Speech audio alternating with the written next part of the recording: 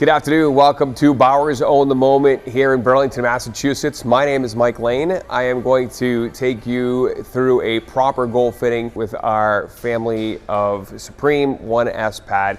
I'll be joined by my colleague and good friend, Kyle.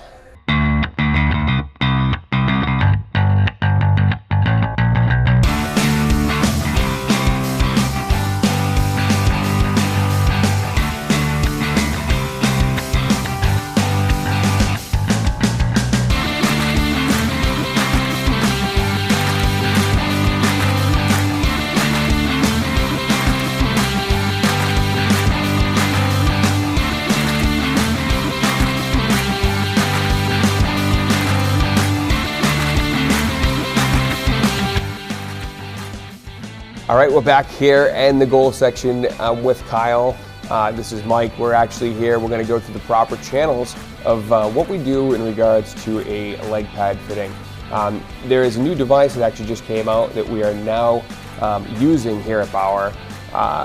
Basically what we're trying to do is trying to get a little more accurate read as we've gone to different fittings and different sizes within our new Supreme line. Our new system falls under a small, medium, large, extra large and double extra large in some cases for our fittings. And what this does makes it a little bit easier so the mom and the dad of the world can kind of see what we're doing and how we're measuring. I think we've come up with a really good system here that is good for visual people that can see where they are in regards to our new systems. All right, so as we see here, that circle sitting right on that patella tendon. That's going to give me an accurate reading for the knee block in that pad, making sure that it is the correct or appropriate size for me. We're going to have Kyle jump into our 1S goal pad. It's been in the works now since 2013. It's been used by Lundquist with different graphics just to kind of get a familiar feel in what this pad has kind of evolved to.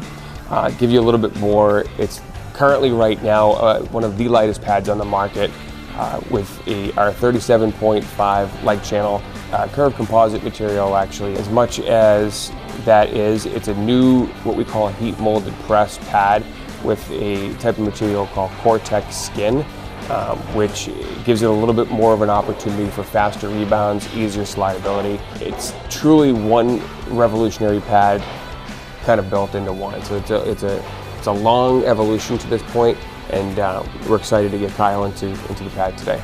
So obviously looking at these pads, we can see that there are no leather straps on them. Clearly the Velcro here. What this is going to allow for is what we call the CRS. It's a custom rotation system. What this does, it's going to have the pad be locked into your leg there. It's not going to be too tight, it's not going to be too loose. That's going to provide the optimal rotation of that pad. So having a pad too tight is going to under-rotate that, so it's not going to seal the ice. Having a pad too loose is the option for over-rotation, so it opens up some holes. So with that perfect happy medium, that's going to seal the ice beautifully. And next up, they've upgraded the laces here. This one is what we call it's a bungee lace or a stretch lace. So this is going to be tied up a little bit more tight than you would normally to allow for a little bit of stretch in that bungee. We come up with a system we call the Lundy Loop. So this is a little strap here attached to the 1S goal skate.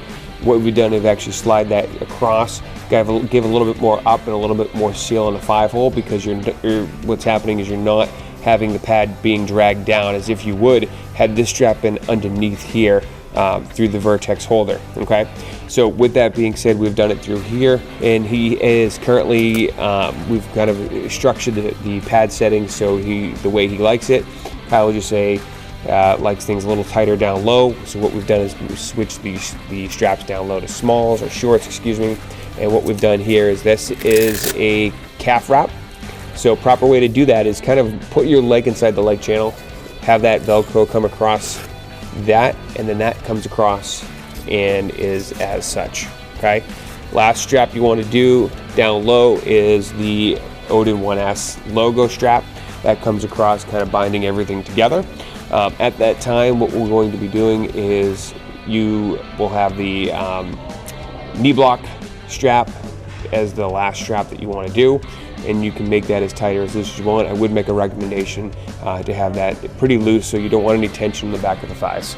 So we got Kyle here in the what I call almost the perfect V butterfly.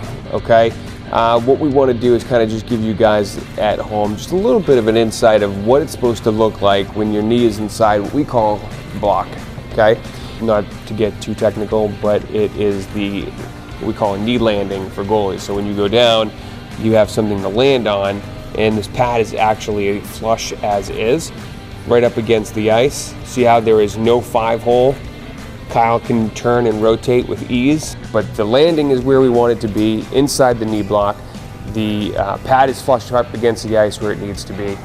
And that's one thing you can see perfectly here. We can certainly kind of get a little bit more insight once we get on the ice. Back with Kyle, he's going to do some on-ice demonstration for us here today. We're fortunate here at Bauer's on the Moment to have a ice pad actually right in our facility. It helps alleviates a lot of the frustration of how it feels on the ice.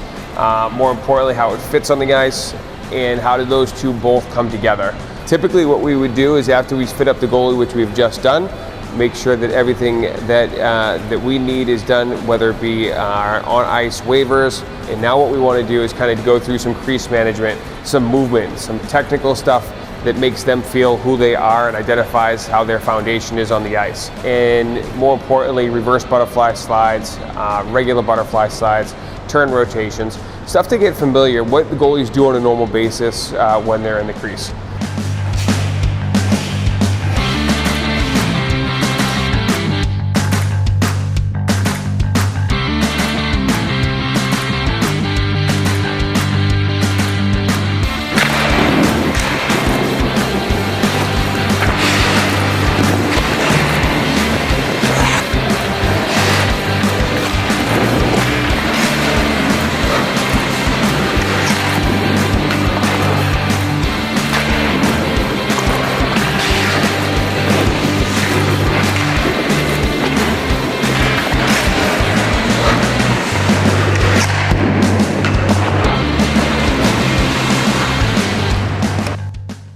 We'd like to come out here on the ice just to get a good feel for it.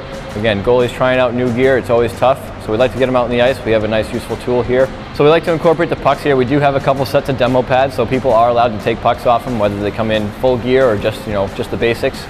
So the emphasis behind the puck movement, you get to see how the puck reacts off of the pads. It is a very stiff pad. There's been a lot of hype on how much that puck bounces off of it, so it is much different. There's a couple different types of pads out there. Softer ones tend to play a little bit slower as far as rebounds go. Hard pads like to really trampoline that puck. It's a world difference. You got to be able to try it before you can get out there, because it's going to change your game drastically.